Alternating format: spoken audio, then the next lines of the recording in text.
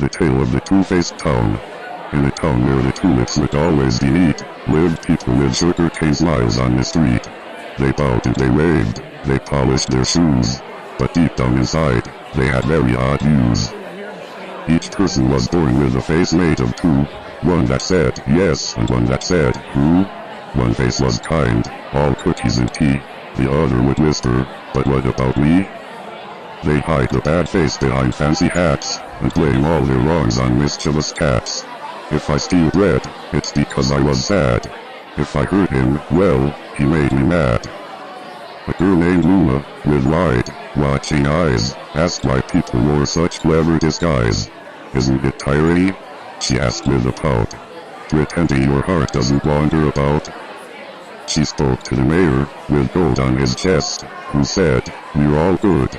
We just failed a test. But what test? She asked, and who makes the grade? He smiled and said, the part that we played. So Luna one day did a thing rather wild. She wore both her faces and said, I'm a child.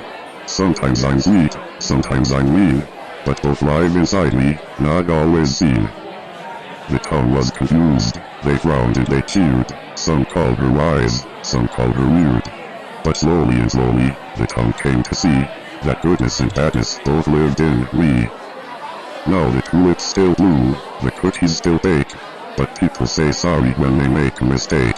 And when someone's angry, they don't always hide. They say, I have shadows, but light.